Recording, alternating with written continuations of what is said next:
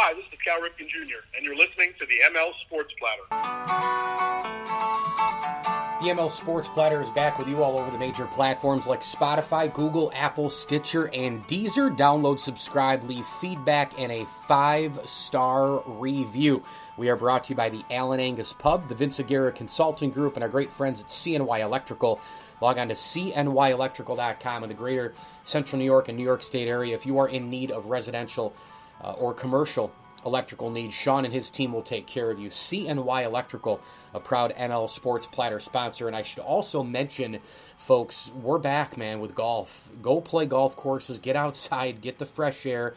And our official golf course here of the ML Sports Platter is Camillus Golf Club. Make sure you visit their website, CamillusHillsGolfClub.com. Get your 2021 membership today, or just go out and play Camillus. Great views, awesome greens, and spectacular food after your round as well at Camillus Golf Club, the official golf club of the ML Sports Platter. Well, it's an absolute delight to bring him onto the program. Former head coach in college basketball. You'll remember him patrolling the baseline at Kent State, at Rutgers, at Cleveland State. Been out of the game for a few years now. He won a MAC regular season championship in 2001. He won 2 MAC tournament titles in 99 and 2001. Horizon League regular season in 2011, and a Horizon League tournament in 2009. Also a MAC Coach of the Year in 99 and 2000, Horizon League Coach of the Year in 2008, and now he's an author. You can go get his book online, Amazon.com, where books are sold, major bookstores, etc. 10 Principles of a Character Coach. It is Gary Waters. Gary, thanks so much for a few minutes, man. How are you? Well, I'm doing well, Mike, and thanks for inviting me. No doubt. So before we get into the book and some of the things that I wanted to bring up from your coaching career, obviously last night Baylor. I mean, Baylor beats Gonzaga in the national championship game. They came out of the gate and there was no question about it. I know the lead got down to 9 at one point, but what impressed you the most about Baylor against Gonzaga? And I can't imagine being Mark Few this morning, waking up and knowing that my only loss was in that title game. Yeah, that was very tough. He had a fabulous season. I mean, remarkable. And people don't realize when you're the number one team in the country, from day one, every game you play, you're getting the best game of everybody you play. So you got to be up and ready to go every time you hit the floor. And you got to do it against different styles of play. And my hat goes off to Mark Few. But in that game, if I assess it, a couple things happened. One, I think that quickness was a little problem for him. I thought the guards at Baylor were a little quicker than the guards at Gonzaga. I thought their defense was really tough, and I think that quickness created that. And I also feel that Gonzaga really, it seemed like they didn't have enough energy, and that last game may have pulled a lot out of them. I mean, think about it. That last game was really tough for them. And for them to come out of that and then be where they're at today, because just think about it. They hit maybe, say, 4 or 5 more threes, they're in the game. Yep. But I tell you, Baylor was unbelievable. They really were. The guards are incredible. They've got just big balance, big versatility, big guys, super athletes across the board. And you think about where they were nearly 20 years ago, the state of that program, Scott Drew coming in and revitalizing it. It has to go down as one of the great resurrections in college basketball history. You obviously know all about the NCAA tournament. I can't imagine what these guys went through this year with the coronavirus stuff and, going to the Indy, kind of a quasi bubble. It wasn't quite the bubble that the NBA and the NHL had, but did you ever think of it this year and saying, man, I'm actually glad I'm not head coaching right now in this tournament? Mike, you're exactly right. Yeah. But I tell you, I had a past player and a past coach in the tournament. One was at Arkansas. He was a past player. You may remember the player Earl Boykins. Sure. Yeah. Yeah, he was in it. He coaches at Arkansas. And I had a player, also one of my assistants was at Illinois Chicago. And so now I'm talking to both of them on the phone, and they had the exact concept and the exact feelings when they called me. They both said, we're in prison in this bubble. We can't move. We can't do anything. He says we got to line up in lines to go to eat, to do everything we do. And they said they get an hour a day to go out in the yard. I said, oh, man, that does sound like prison. Yeah, no doubt about it. Do you miss, though, that the tournament comes on? I know last year we didn't have it, but, Thursday, Friday, those first 2 days, although this year was a little different with it starting on a Friday. But, you're at home and it comes on right there at high noon, dun dun dun dun dun dun. I mean, do you miss the band, the pageantry, your team running out, the competition, the bracket? There's always hope when the first ball goes up for everyone, right? And I mean, now anybody can beat anybody. The game's so wide open now. We've seen a 16 beat a 1. You coached at some clubs that gave people fits as mid-majors, even though I hate that term. It's just what we still use and everybody recognizes. But do you miss that tournament feel, waking up in the morning and knowing you're in the big bracket, you're dancing with a chance to do who knows what in any situation? Let me say this, Mike. There is no other feeling in sports better than that. I mean, just being there and being a part of it. But I tell you, even this, I had not missed a Final Four, going to the Final Four tournament in 32 years. Wow. So these last 2 years were big for me. I missed a lot in these last 2 years. No kidding. Let's get to the book a little bit here. Obviously online where books are sold, Amazon.com, major bookstores. We're talking with Gary Waters, the former head coach at multiple universities, college basketball, Cleveland State, Rutgers, Kent State, and a terrific career in his own right. 10 Principles of a Character Coach. Go through, those principles and kind of what you're trying to get through. What's the message as you list those 10 principles of a character coach, Gary? Well, before I mention the principle, can I mention something else? Here's something the reason why I wrote this book. I was going into retirement, and at the time, college basketball was going under scandal in a lot of areas, and I was really struggling with this. This was my last year on the NABC board, so I was just saying, man, this is tough. So when I went back, I said, let me go back and see where all this started and see how the man who created the game felt about this. So, look, you mind if I read something real quick? Please do. No, please do. I went back to Naismith, and it's in my book, and it says, Naismith believed that if you elect to be a coach, it was also your responsibility to be an advisor, a counselor, and a father figure, and to act at all times as an example to the athletes in your care. He also envisioned that sports should develop character, foster patriotism, and instill ethical values that would serve the participant well in later life. And when I read this, Mike, I said, what? Are we doing any of this today? Or are we way off from this? Then I said, well, let me write about this. And that's when I came up with this book, 10 Principles of a Character Coach. And the principles are all designed to help people be just better people. And it can be in sports, it can be in business, it can be in leadership, whatever you want. These principles are designed to do that.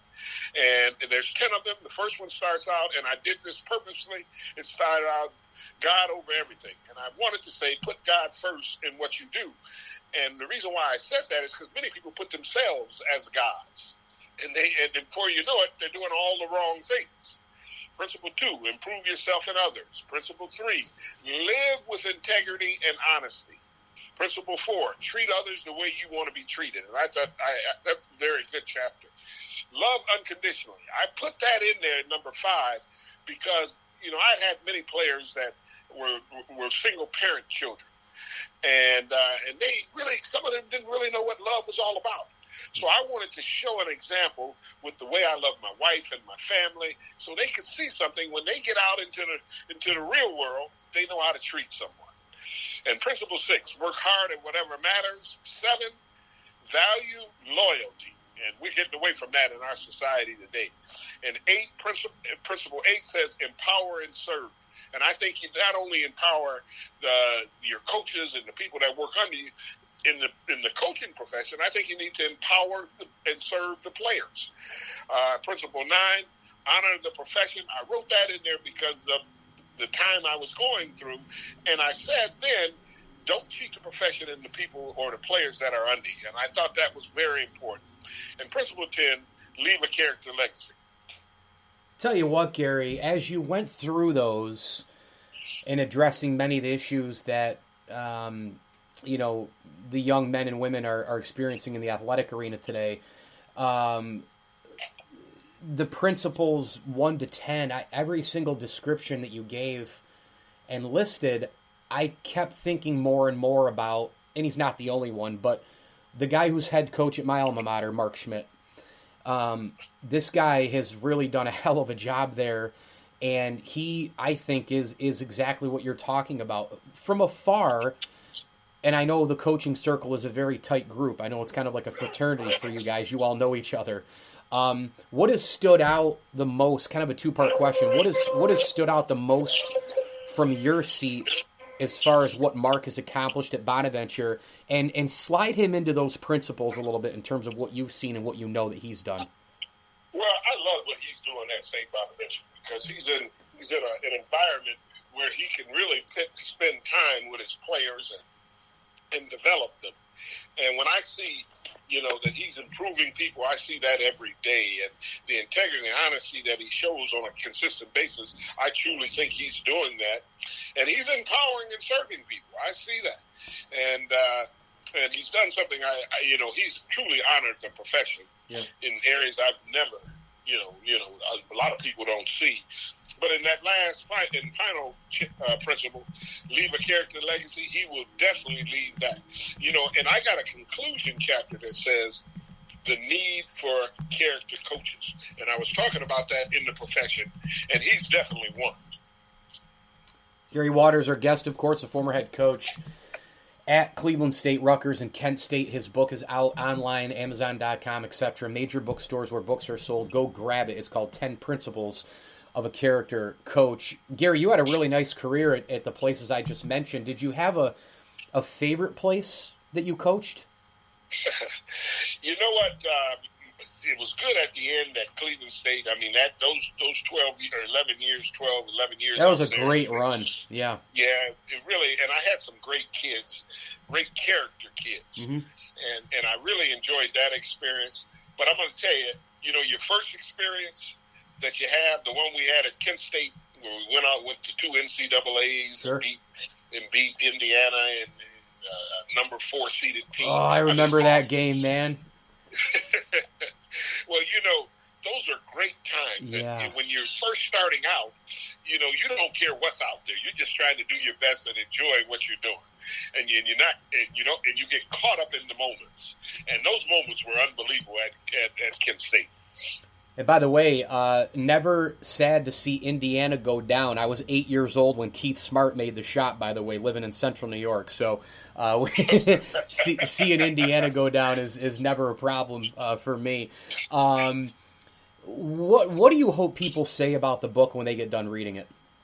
Well, I want them to feel that, that I want them to look at themselves and say, do I have character?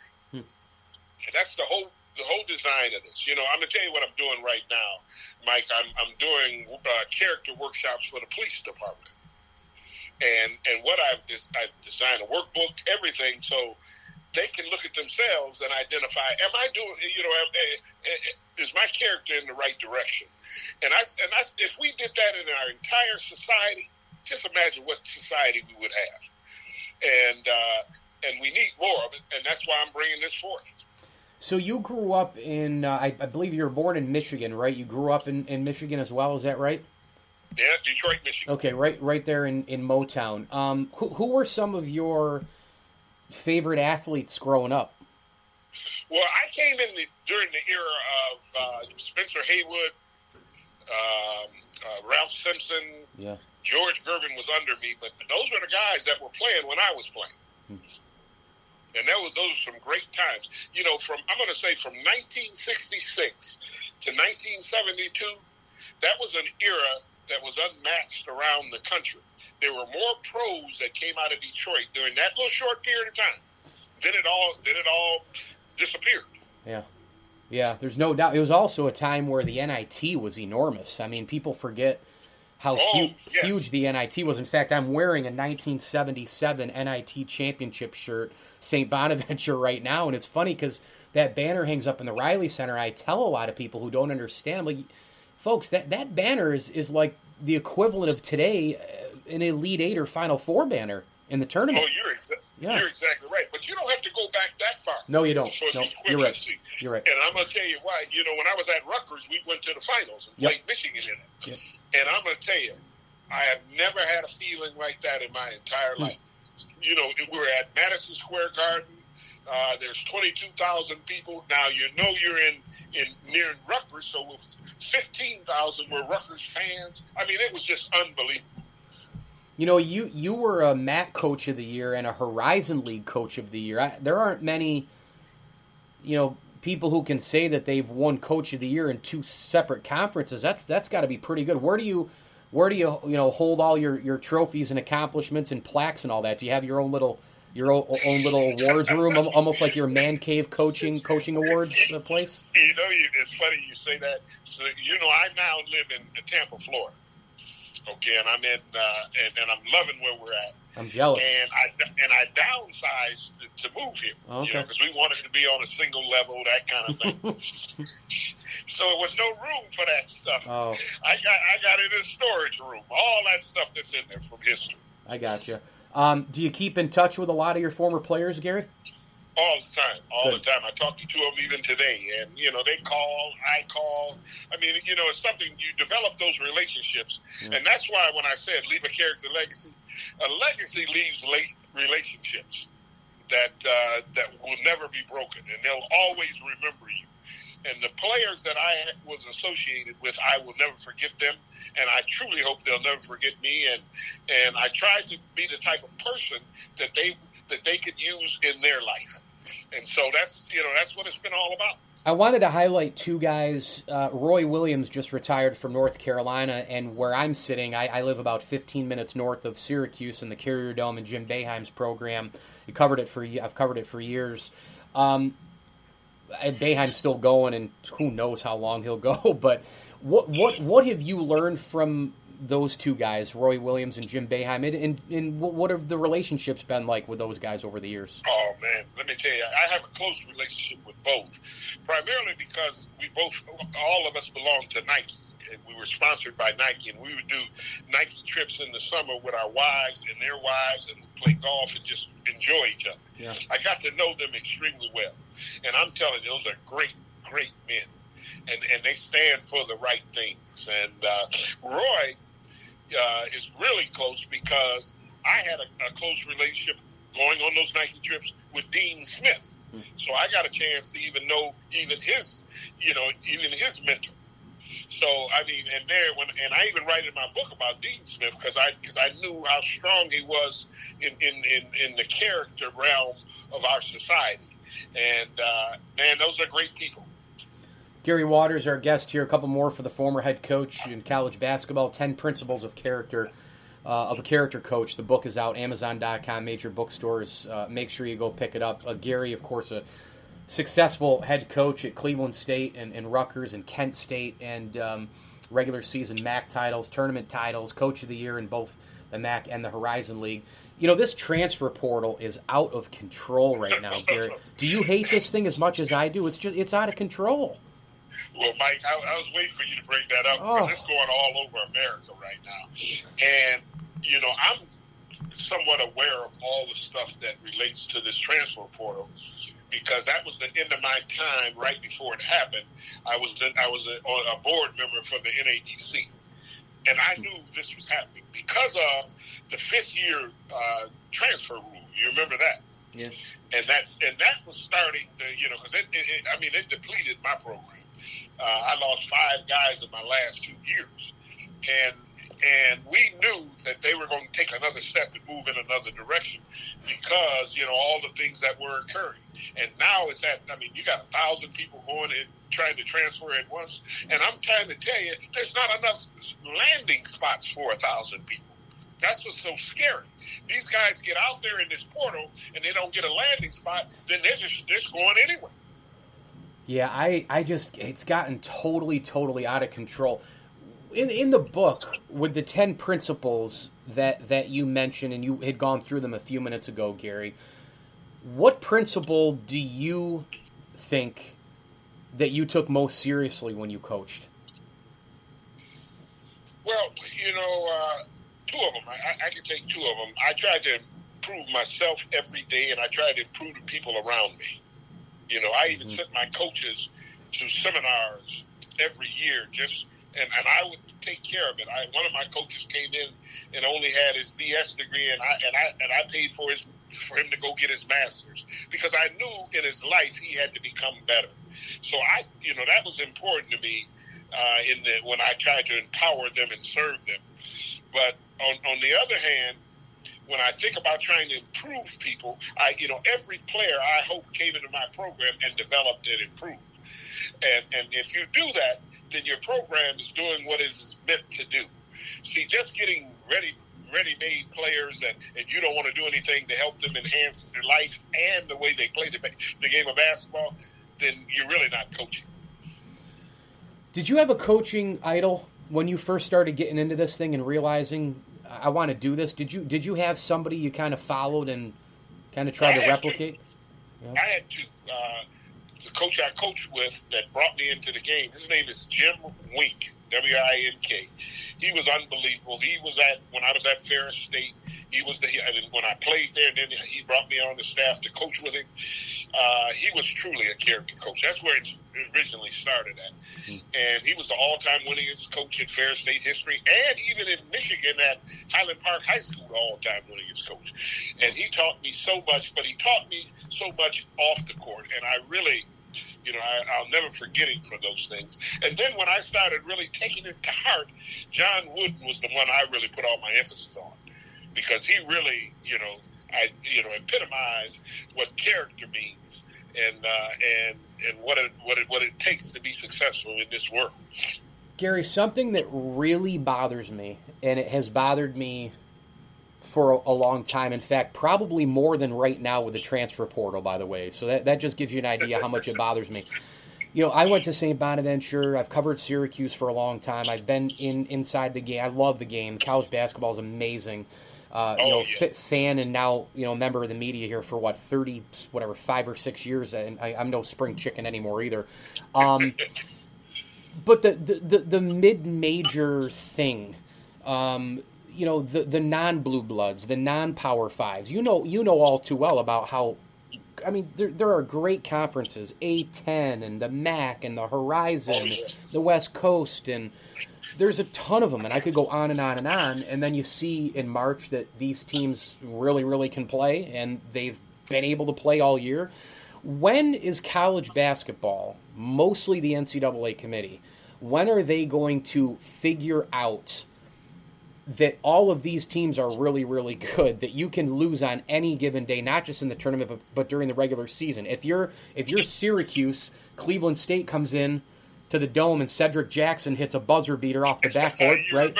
Oh, damn right I do. It was made It was made 10 feet in front of me. I was sitting media row behind the backboard. I thought I'd throw that in there for you, by the way. So that goes in, right? But for example, fast forward to March and their resume is up, and that's a bad loss. But if you if you beat them, it's not a quality win. Same thing if you go on the road and play, let's say, a really good UB team at the time under a Nate Oates.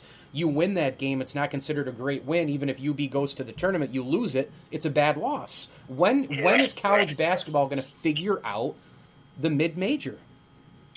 Yeah, I've wondered that for a long time. They do have a new system in now where you get quality wins and quality losses.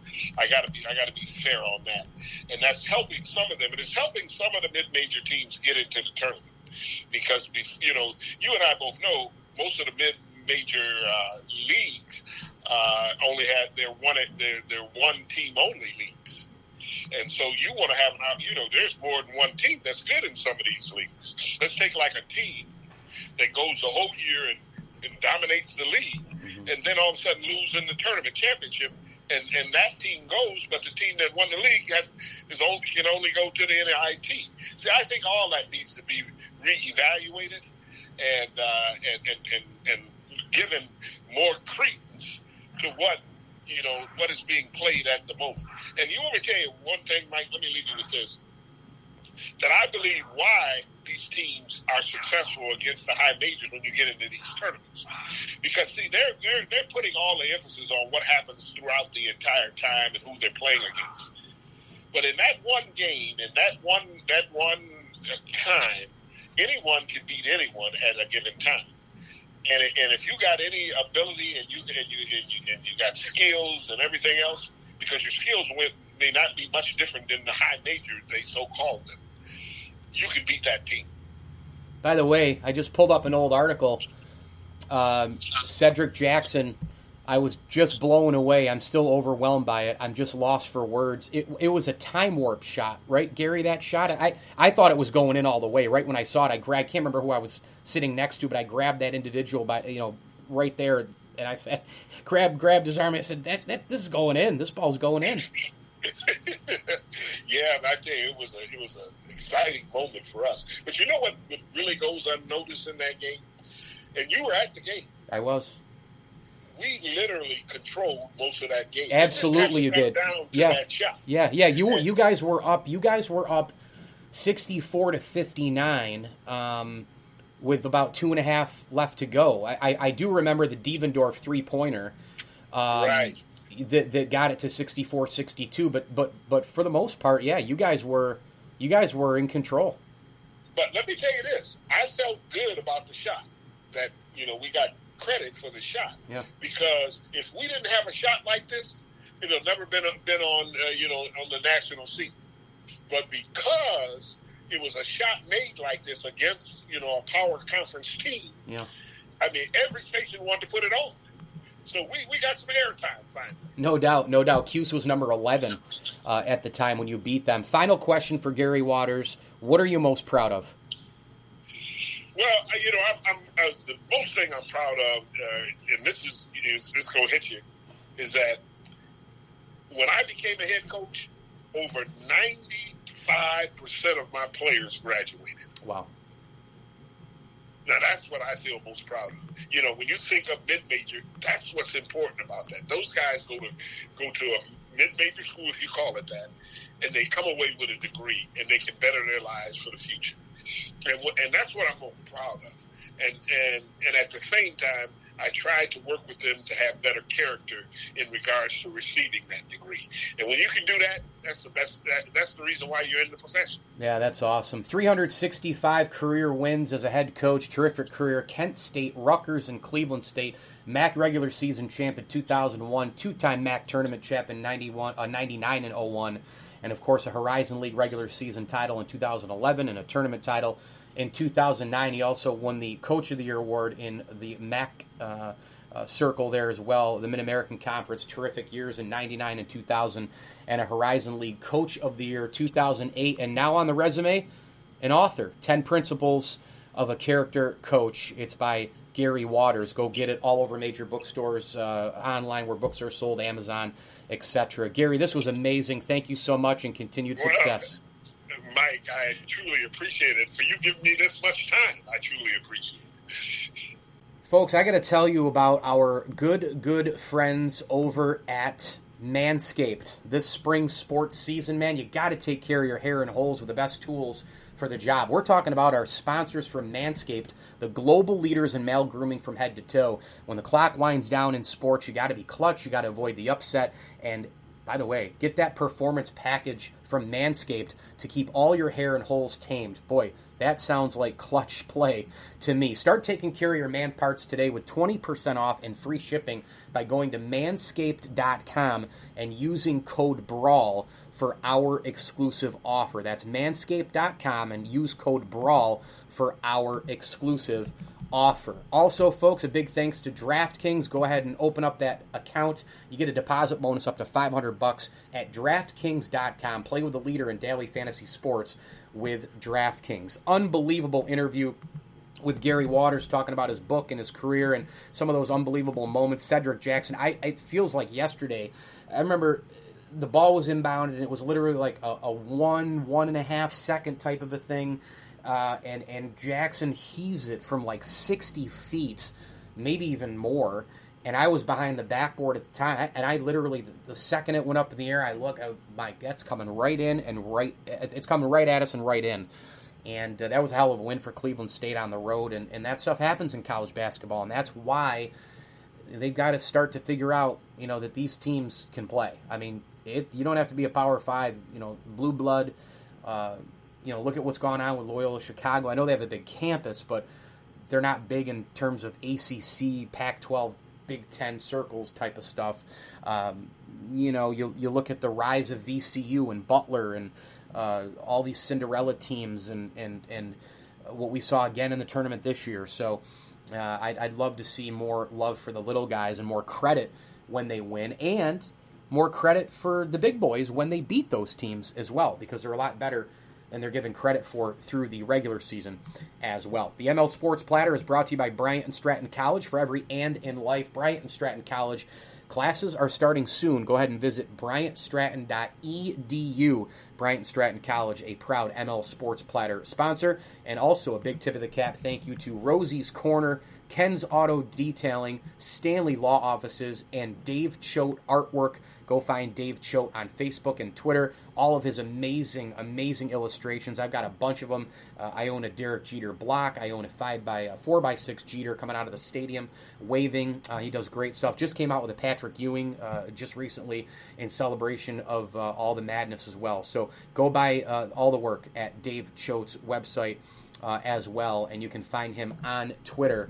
One of the terrific artists going out there, and a proud ML Sports Platter sponsor. That website is davechoate.com. That's Dave Choate, CHOATE, davechoate.com. I'm Mike Lindsley. Hit me on Twitter at Mike L Sports, and of course on Instagram, Mike L Sports 1979. Be on the lookout for my ML Sports Takes and 9-Minute with Mike Lindsley segments all over Facebook, Twitter, IGTV, YouTube, and TikTok. Big time thanks to Gary Waters, the former head basketball coach, now author of a terrific book. As I always tell you, enjoy the games.